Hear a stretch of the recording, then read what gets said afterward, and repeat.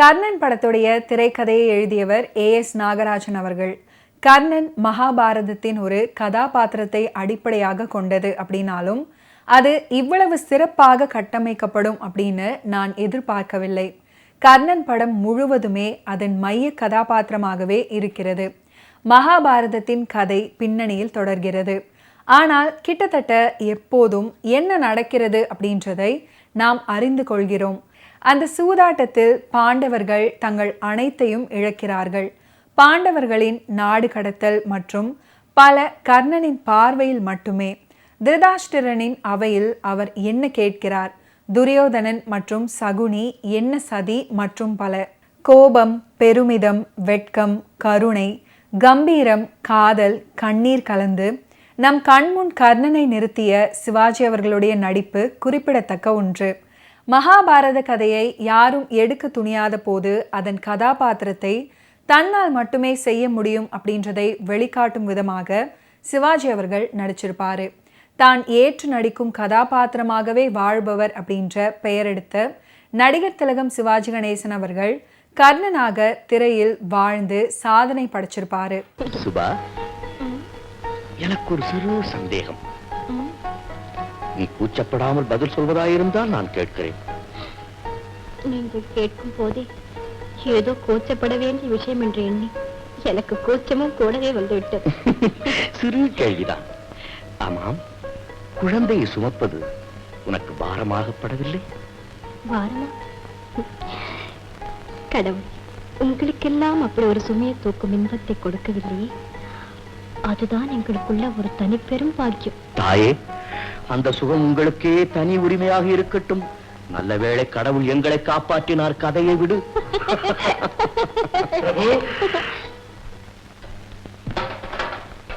அரசே, நான் சந்திரசைலத்திலிருந்து வருகிறேன். உங்கள் மாமியார் கருவுற்றிருக்கும் தன் மகளுக்கு காப்புச்சூட்டு அழைத்து வரும்படி ரதத்தோடு என்னை அனுப்பி வைத்திருக்கிறார்கள். என் அம்மாவா? ஆம் தாயே. சுபா, ஏனப்பா, அந்த தாய்க்கு ஒரு மகள் இருப்பது எப்போது ஞாபகம் வந்தது? ஐயா, நீர் சற்று ஓய்வெடுத்துக் கொள்ளும். பிரபு, கொஞ்சம் சாந்தமாக கேளுங்கள்.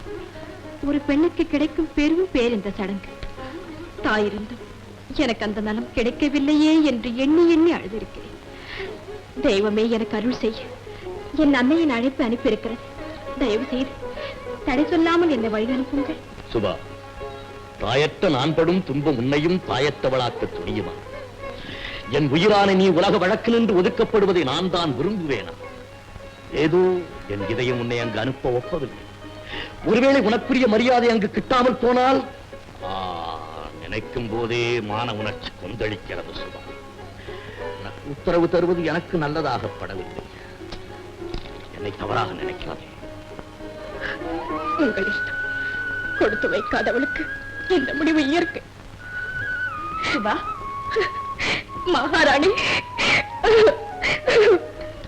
அண்ணா, வாயும் வயிறுமாக உள்ள பெண்ணை உயிரும் உள்ளமும் போல் போற்ற வேண்டும். பூச்சூட வந்திருக்கும் தாயின் அழைப்பை ஏற்க மறுத்து விட்டீர்களா? ஆமா, அதனால் தான் இந்த சோக கண்ணீர். ஏனென்றால் பாசத்தின் மறு அவதாரம் அல்லவா என் மாமன் மாமியார். அண்ணா, சற்று பொறுமையாக கேளுங்கள். பெற்றோர்களின் கோபம் என்றுமே நீடிக்காது. அவர்களே மனம் மாறி வலுவில் நம்மை தேடி வந்துள்ள போது நாம் தடை சொல்வது அவ்வளவு அழகுமல்ல, நீதியும் அல்ல.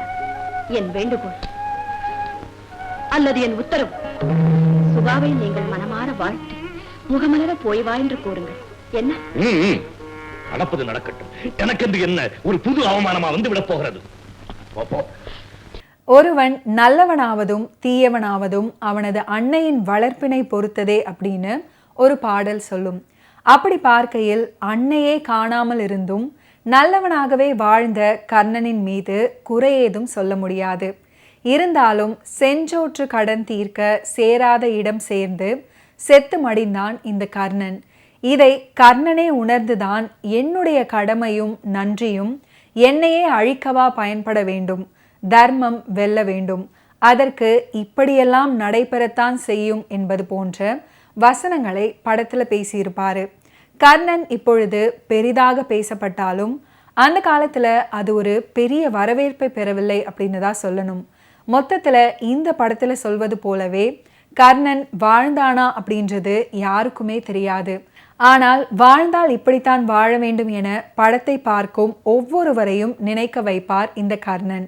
இறக்கும் வரையில் துரியோதனனை காப்பாற்ற நினைத்து கர்ணனின் கதாபாத்திரம் என்றால் அந்த கர்ணனின் கதாபாத்திரத்தை படத்தில் இறக்கும் வரை காப்பாற்றியது நடிகர் திலகம் சிவாஜி கணேசன்.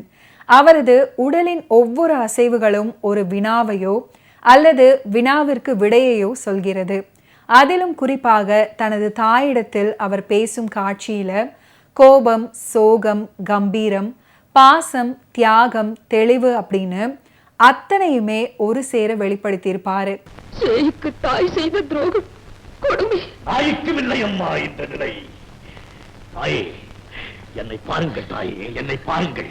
என் கண் எரிகிறது, ரத்தம் கொதிக்கிறது, நான்கு புடைக்கிறது, என் கரம் துடிக்கிறது. இது மகனுக்கு இயற்கை. அந்த தாய் எதிர்பட்டால் பழி. என் உயிரை உழவ வைத்து சிறுக சிறுக கொல்ல வைத்த அந்த தாயை மேலே சொல்லுதல் பாவமா, நரகமா? இல்லை, எனக்கு எதுவுமே இல்லை. பழி ஒன்றுதான் எனக்கு சொர்க்கம். புண்ணியம் செய்தவள பாவம் தாய். அவள் முன்னால் அழிக்கப்பட என்ன தவம் செய்திருக்க வேண்டும்? அதை நீ செய்தால்தான் அவளுக்கும் மோட்சம், உனக்கும் சொர்க்கம். உன் தாயை சொன்னா நீ உன் சொல்லி நின்றும் பின்வாங்க மாட்டாயே. யார் அந்த தாய்? அறிந்தால் கூறுங்கள். அந்த தாய் எழுந்து சென்று நீ தேடி தெரிய வேண்டுமா? இதோ நான் தான் மகனே, நான் தான் உன் தாய்.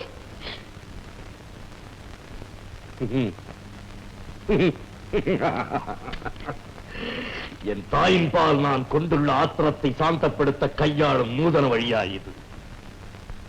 அம்மா, தாயினத்திடம் உங்களுக்கு எவ்வளவு இரக்கம்!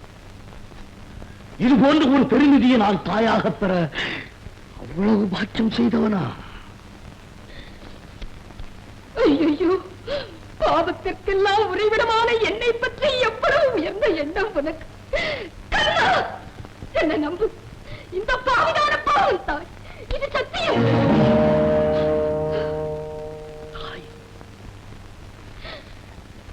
என் தாய் தர்மம், வீரம், அறிவு போன்ற மக்களை பெற்றெடுத்த தாங்களா என்னையும் பெற்றெடுத்த தாய்? நான் பிறந்த அன்றே என்னை பேழையில் வைத்து ஆற்றி நெறிந்தாய் என் தாய். தாங்கள் தானா அந்த தாய்? இதோ உன்னோடு நான் அனுப்பிய என் புடவை, ஓரிரவு முழுதும் உன்னையும் என்னையும் மூடி மறைத்திருந்த என் சேலை உன்னோடு துணை அனுப்பினேன். அம்மா, குழந்தையின் குரல் கேட்டேன். அம்மா, அன்று என் செவி சுவைத்த இன்பத்தை இன்று மீண்டும் சுவைத்தேன். அம்மா, அவனுமே அழை, நான் இழந்திருந்த இன்பம் நிறுத்தாதே. அழை, அழை. அம்மா, மகனே, அம்மா, மகனே. அம்மா. துரியோதனன் அந்தப்புரத்தில் அவன் மனைவி பானுமதி பாடும் ஒரு அற்புதமான பாடல். அந்த பாடல் தான் என்னுயிர் தோழி கேளொரு செய்தி, இதுதானோ உங்கள் மன்னவன் நீதி அப்படின்ற பாடல். இந்த பாடலை இசையரசி பி. சுசீலா அவர்கள் அற்புதமாக பாடியிருப்பாங்க. பாடலுக்குண்டான வரிகளை கண்ணதாசன் அவர்கள் எழுதியிருப்பாரு.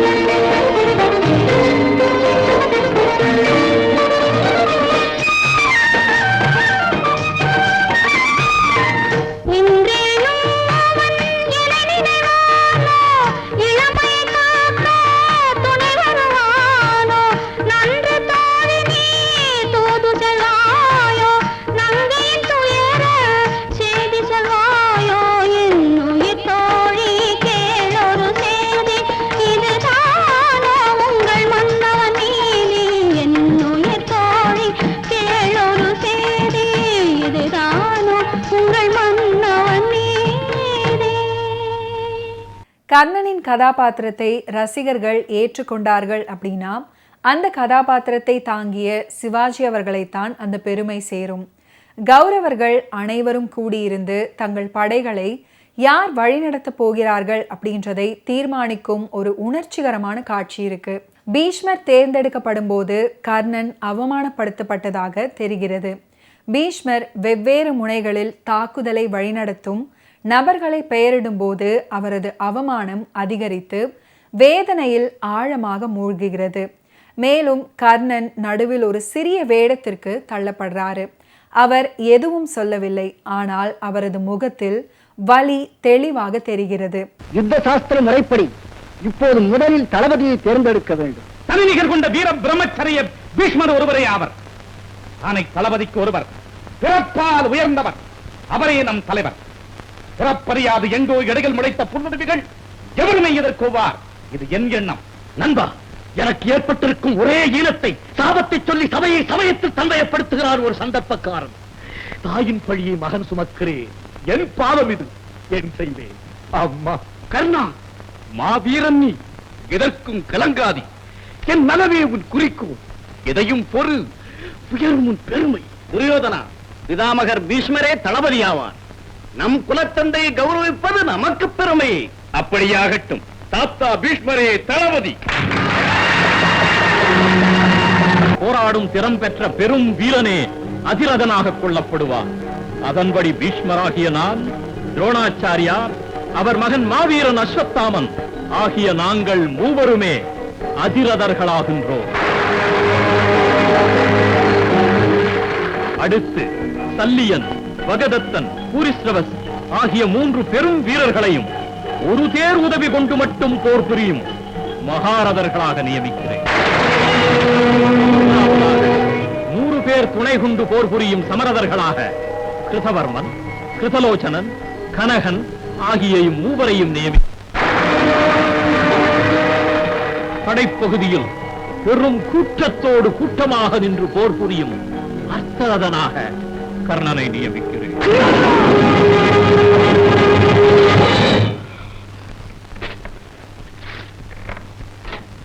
அர்த்தரதனானால் கூட்டத்தோடு கூட்டமாக நின்று போர் புரியும் கோழைகளில் ஒருவனானான். பீஷ்மரே, மற்ற நெஞ்சிலே துணிவிருந்தால் நீர் நியமித்த கேவலம் இந்த அர்த்தரதனோடு அதிரதனும் தளபதியுமாக வீற்றிருக்கும் நீர் நேருக்கு நேர் நின்று போர் புரியும்.